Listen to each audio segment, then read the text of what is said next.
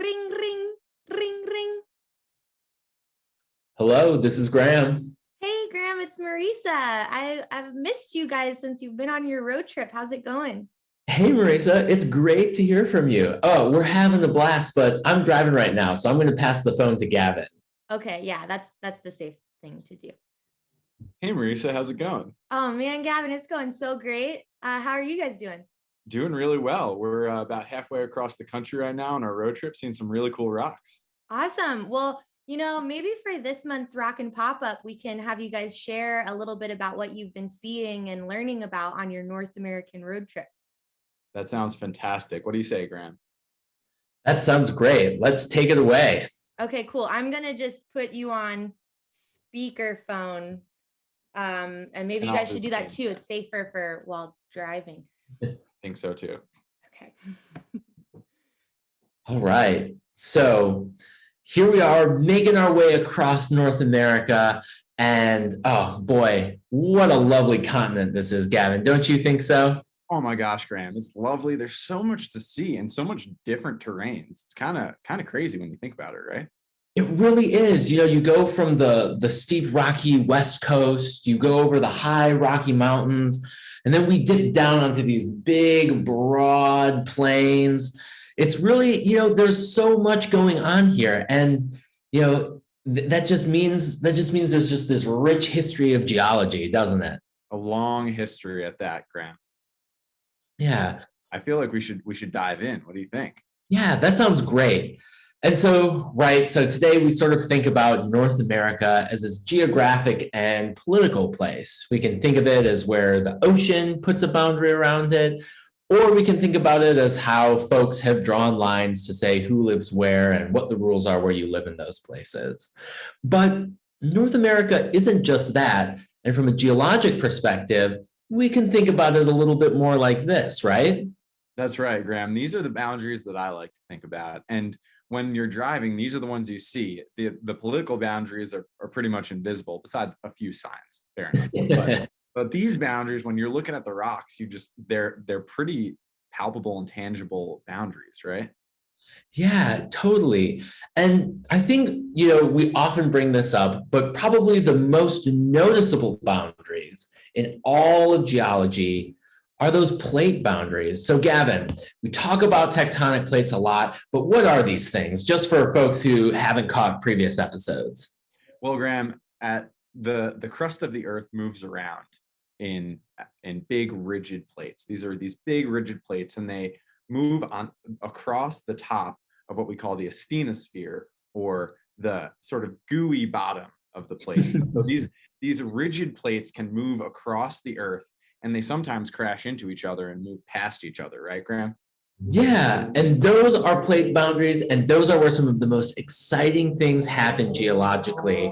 And, for me, what's really wild is to think about, North America as the continent we think of geographically, but then look at the size of that plate. Gavin, that's got part of Russia in it. What's going on here? I know, it's pretty crazy, Graham. It's not just the North American continent on the plate. Russia and Greenland, also part of the North American plate.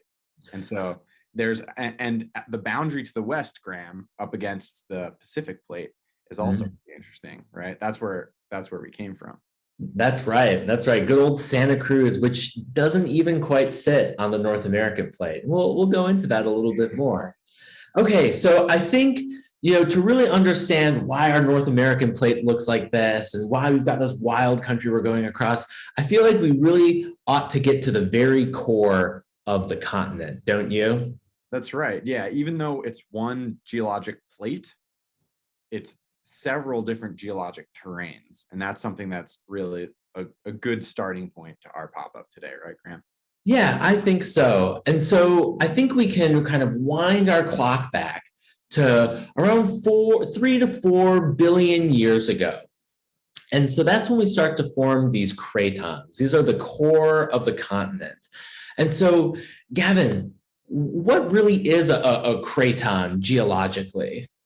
Well, Graham, a craton is a thick piece of continental rock, thick piece of continent, really.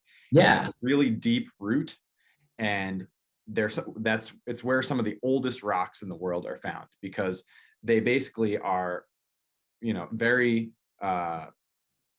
erosion resistant, right? So they're able to survive for, billions of years, like you said, right? Yeah, that's right. And so these cratons formed very early on in Earth history. They're some of the, they're the first sort of continent-like things to have formed on Earth. And they're really crust-like rocks. They're really tall, they're really thick, and those are what make sort of the foundation of our continents. And the cool things about these is when they formed, they didn't just float around like bumper cars, but when these bumper cars bounced together over the course of about 3.5 to 4 billion years, or about like 3 to 3.5 billion years, they amalgamated together, they stuck together.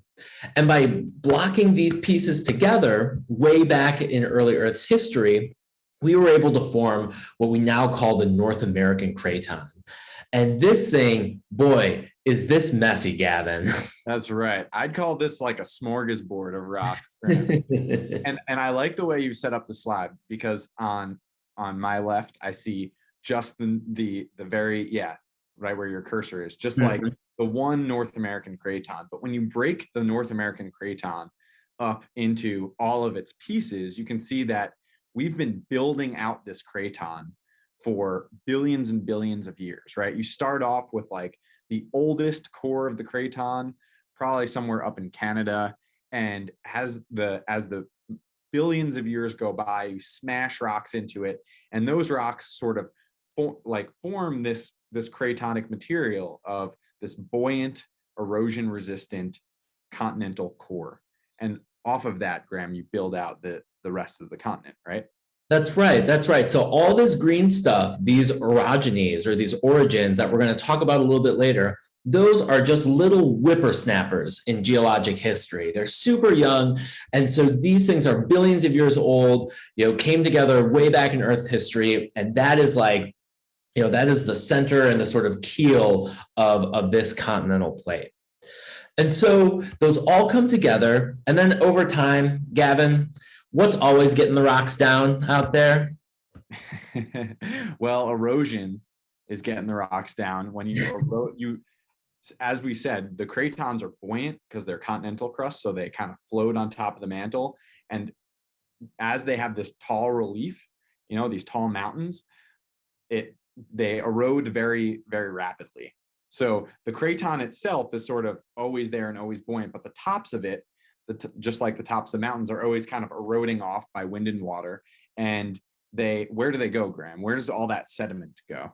They just fall off to the sides. It just makes its way downhill slowly but surely. And so what happens is over time, these sediments come from the top and the middle of the craton and get brushed off down and blown and washed away. And they sort of go around to the edges of the craton. And so that interior part where you still have that ancient rock exposed, we call that shield. And those edges where we have a bunch of sediment smeared around there, we call that the platform. And it's important to note that when we say sediment, we mean both loose sediment as well as sedimentary rocks. So platforms can be limestone, sandstone, all that good stuff. They're just not these magmatic or metamorphic rocks. Yeah. Cool. All right. Well, I feel like we've covered the very center of our continent. So let's start to work our way out. Sounds good, Graham. So what happens when you have a craton, but you start crashing a bunch of stuff into it, like those origins you mentioned? Oh yeah, so we start making mountains, right? And we've talked about how mountains are built before. Two plates come together and they squeeze and they buckle. So if my hands are two plates, right, in order for me to keep pushing them together, they have to get taller. And so that's how we build mountains.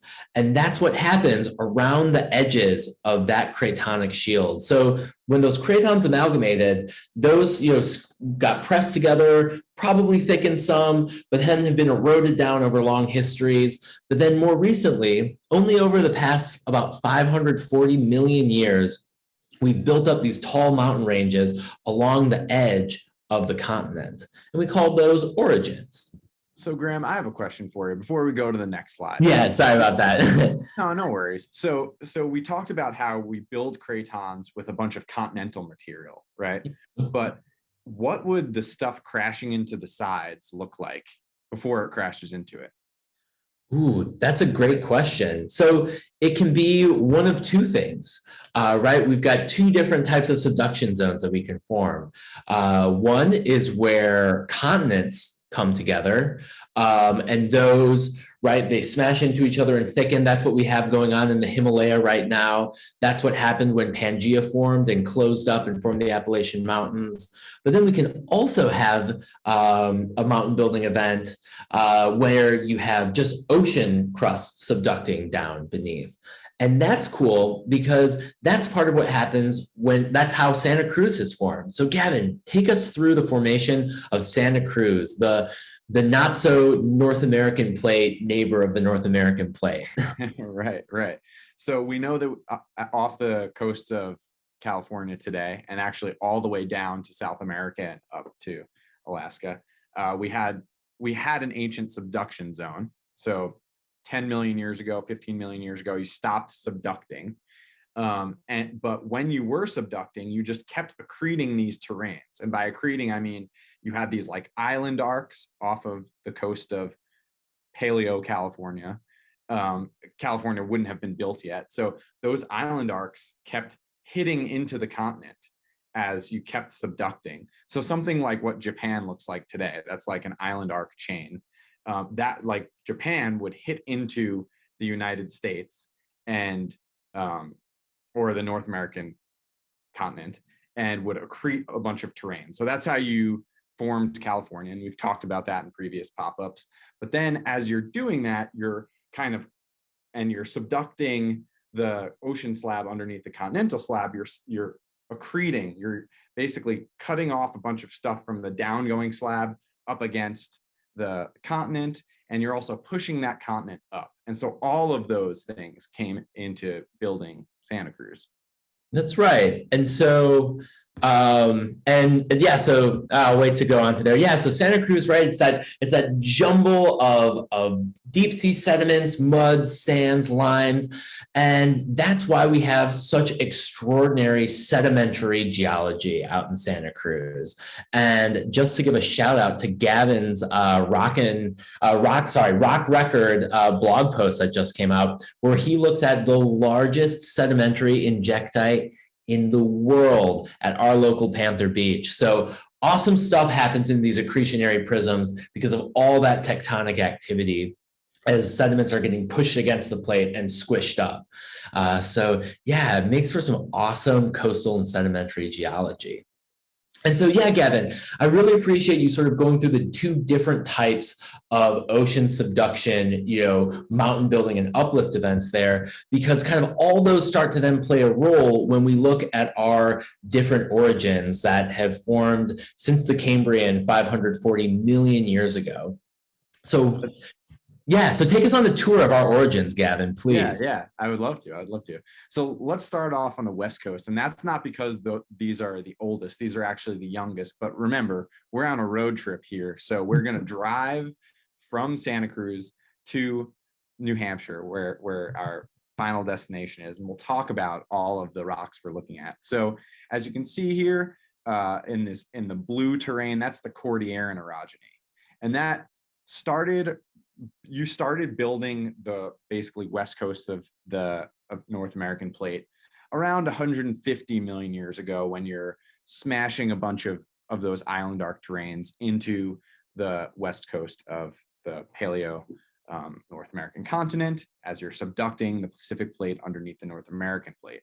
So if we keep driving past all of the Cordilleran, so that's over the Rocky Mountains, those are the major mountain belt of that orogeny, we then start to hit the craton, Graham. And that's what we had alluded to earlier. These are those, billion-plus-year-old rocks that had been smashed together over, pretty much Earth history. Yeah. And so specifically in the middle of the country and up into northern Canada, or middle Canada, you have some of the oldest rocks in the world, right, Graham? Those are the acastinices.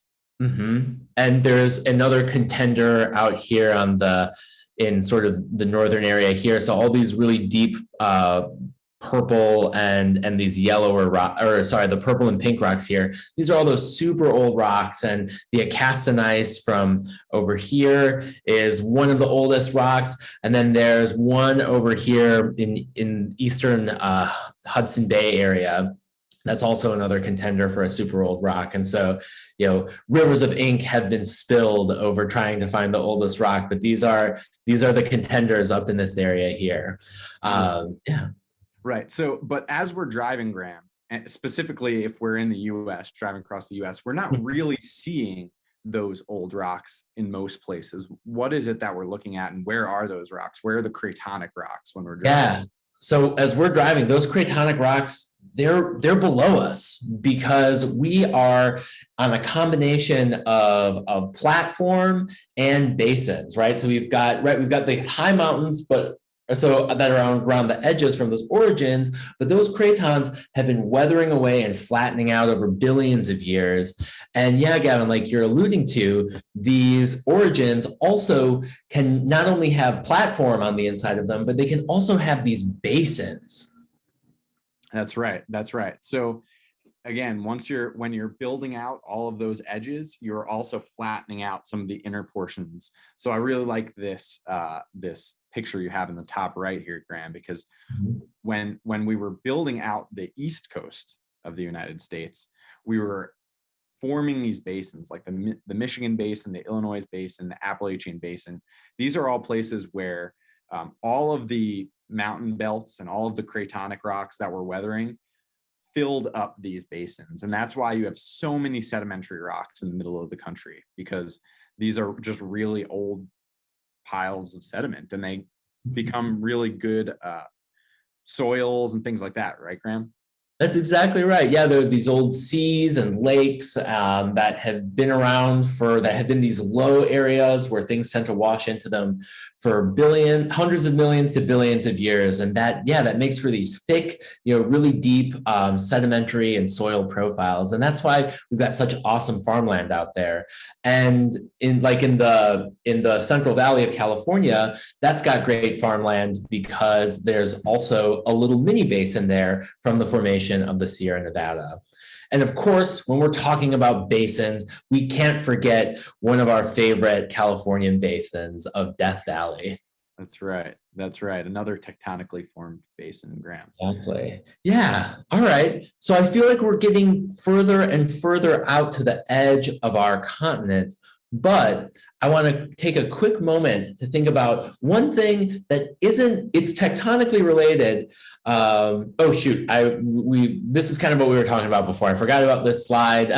You've got all this stuff going on that can help drive, these low areas behind mountain ranges. So sometimes you can have spreading from your subduction zone, and you can also have sediments actually pushing down and helping to lower the land as they deposit. But Gavin, you see, I was so excited to talk about this because I also wanted to talk about large igneous provinces. So what are these things other than a tongue twister to say? A large igneous province. Yeah, say that 5 times fast, Graham. So we looked at this map here on the left, and we talked about all of basically the colors. They all represent different types of processes, geologic processes that have built out North America. But you have this nice little blob here, specifically up near Idaho and Wyoming, where you have Yellowstone. Maybe that's a bit of a clue. And so what happens here is that sometimes you get the mantle just bubbling up and getting way too close to the surface. And when that happens, things, surface rocks start to melt. And when you melt, when you have these things called mantle plumes, that's what I was talking about, the mantle getting sort of coming up, bringing up with it heat, melting the rocks above it, cooling this magma. And after a while, this magma erupts, Graham, right? And what does it form?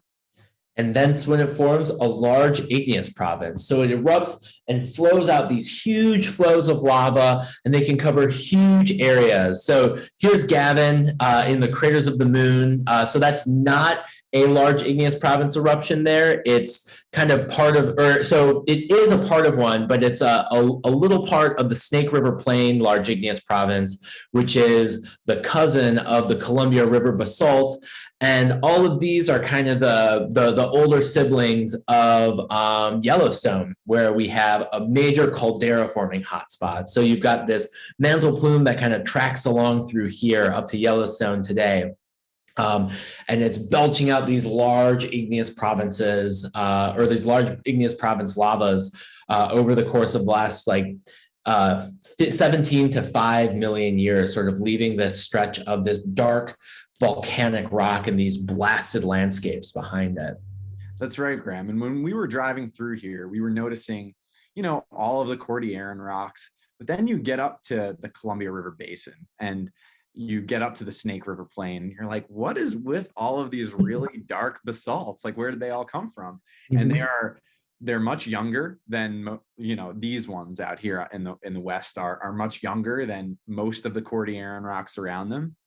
And they're a function of, this really long-lived 17 million year long-lived large igneous province rocks. But the thing is that once we left there, Graham, and we started even further west out to Montana and stuff, I kind of missed them. But then once we got to the mid-continent, there's evidence that this has happened before, right? That's right. So much of Lake Superior, you might recognize the little arc of Lake Superior here. That is another place where there was so much eruption going on, there was so much heat at the base of the crust that you actually started to split the crust apart. You started to kind of drive it apart and try and open it up. And that was called the Mid-Continent Rift. It was 1.1 billion years ago. And that was when North America was almost split in two. But thankfully, Gavin, it was not. We were able to hold on to this great continent. But that sometimes it does split apart, right? That's right, Graham. And, millions and millions of years ago, this is what had happened to our East Coast. And so today, nothing really happens tectonically on the East Coast. That's because it's nowhere near a tectonic plate boundary. And you might be wondering why that's the case. But what we have there is called a passive margin. And so when you broke up the supercontinent of Pangaea, you rifted a new ocean. That ocean is called the Atlantic now.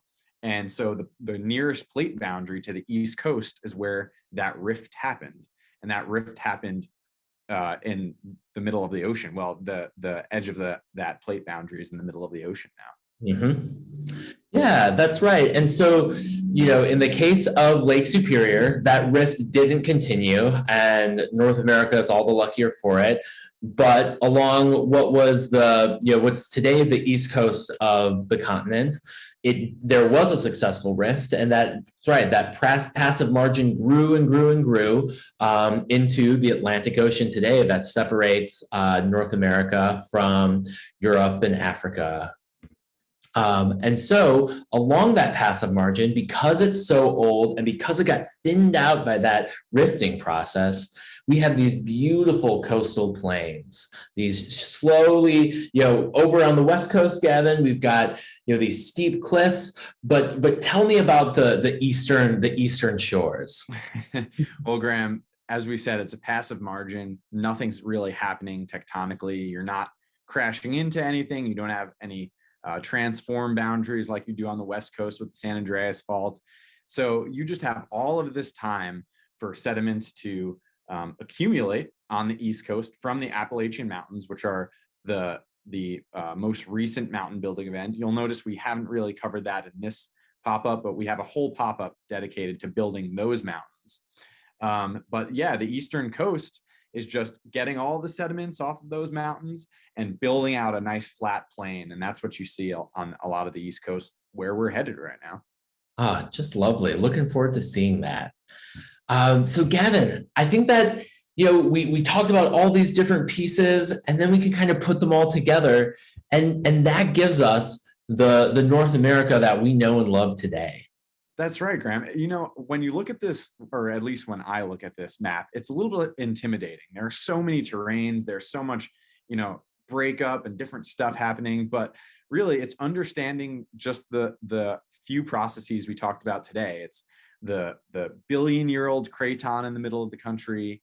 It's the mountain building events that have happened in the past billion years, specifically the Cordilleran, last 150, and the Appalachian that stuck on the sides of those cratons 400 million years and 150 million years ago, respectively. And then some coastal plains once erosion happens. And that pretty much does it, right?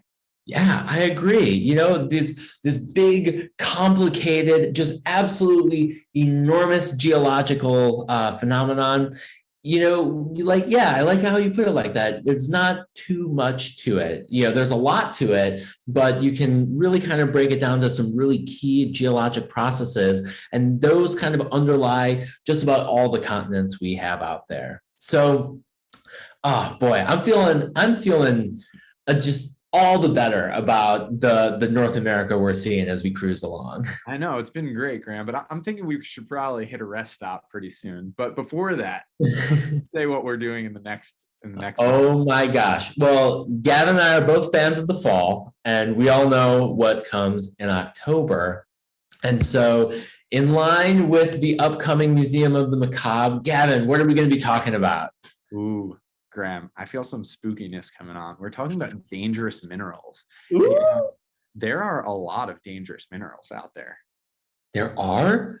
You mean, have I been in danger the whole time I've been doing geology? I mean, dangerous minerals are pretty rare, but if you were to walk up on, say, a cinnabar mine, like the rock we have here on the far left, it's a bit dangerous. You don't want to be licking your fingers or eating any sandwiches in a cinnabar mine, right, Graham?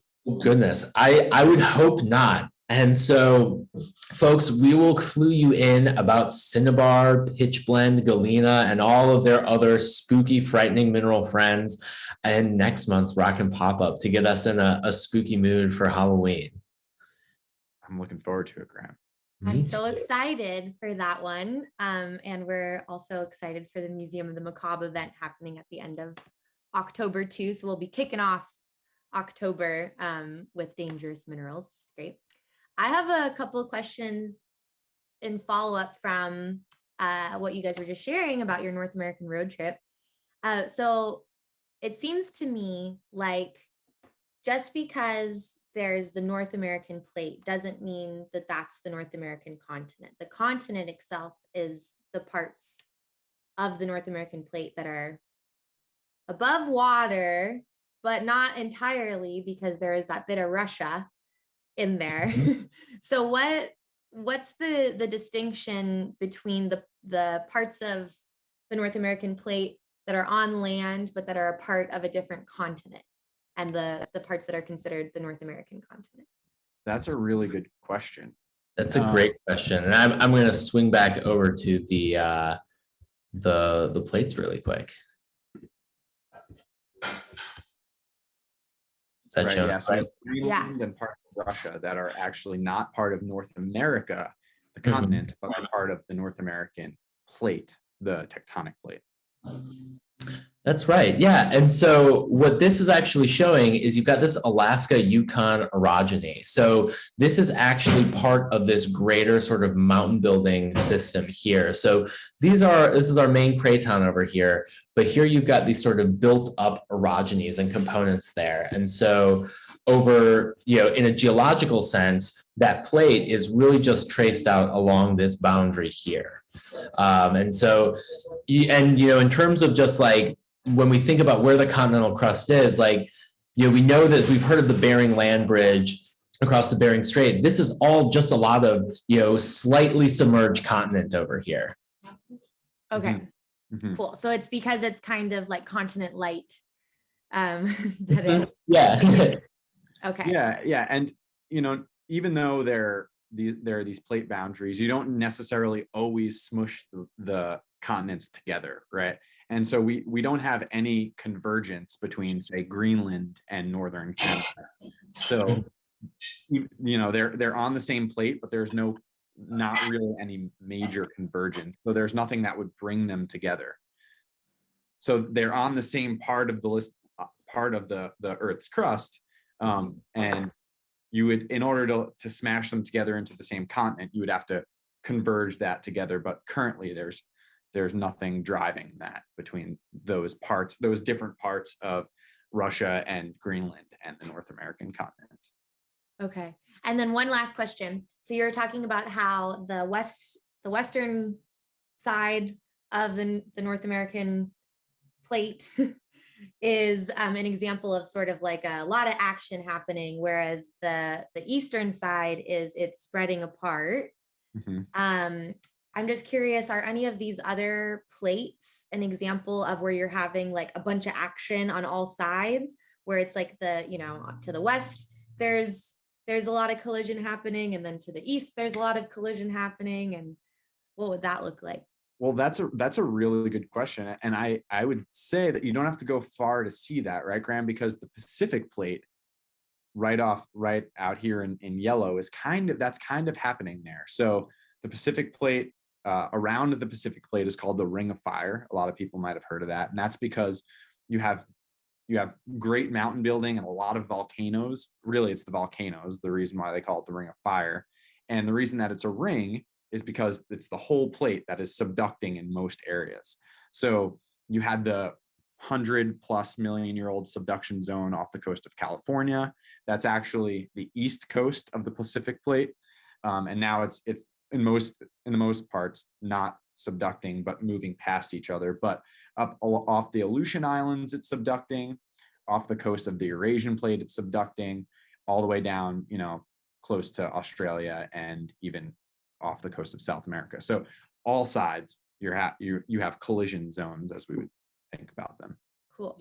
Yeah, and I will say, even though we the east coast of the North American continent itself is not super exciting. When you go all the way to the eastern margin of that place, you do have a mid-ocean ridge, which is a whole volcano line in and of itself. So we don't want to understate just how exciting that eastern margin is either. Okay. That's right. Yeah, you've just basically spread that. You've spread so much in the Atlantic Ocean that the east coast of the North American continent is no longer on the tectonic plate boundary, if that makes sense. Yeah. So now, because it's not on the boundary, nothing really happens, because really most origins, most volcanoes and mountain building events happen at the margins of the plates. Okay. Y'all, I'm sorry, I got one more question. No, I'm looking at all these arrows, and there's a lot of arrows going like this. There are a lot of arrows going like this. Not as many going like this, but I do see that right where we are where I am in Santa Cruz. Mm-hmm. And we were talking about, there was the subduction zone. Now it's something different. And I'm curious if you can just share a little bit more about like the San Andreas Fault and what that has to do with what we're talking about, and that whole distinction about like where Santa Cruz is versus other parts of California. Yeah. So California is a special place because you have this really cool geologic process happening right there. And so this Juan de Fuca plate here, this used to be extended much further out here, but the Pacific plate and the Juan de Fuca plate had been subducting beneath the North American plate. And so there were, a couple of little like smaller plates here that were getting subducted. And as the edge got subducted in what's now Southern California, a mid-ocean ridge got subducted, and that shifted the direction of plate movement from being subduction into this side-to-side transform movement. So that subduction of the mid-ocean ridge all of a sudden changed the whole way things were moving there and switched it to a transform boundary or this, sliding against one another boundary. And yeah, like you alluded to, that's, that formed the San Andreas Fault, and it's been propagating its way all the way up the coast with that plate margin there over the last 15 million years. And that plays a huge role in all sorts of the interesting geologies along the coast of California. And it's why, the coast of California, or of Central and Southern California, is no longer a subduction zone. Cool. All I don't know right. if there's anything there, Gavin. No, I think you've done it. Yeah. And but you. you made a good point, Marisa. And that's like, if you look at most of the plate boundaries in the world, most of them are, actually collision zones, actually like going right into each other. Not many of them are transforming. So this is happening elsewhere, but it takes a specific set of circumstances, like Graham alluded to. Mm-hmm. Cool. Well, I hope you all enjoy the rest of your road tripping across North America. And I'm looking forward to getting spooky in October for dangerous minerals. Sounds great. Yeah. All right. See you See you later, next Marisa. time.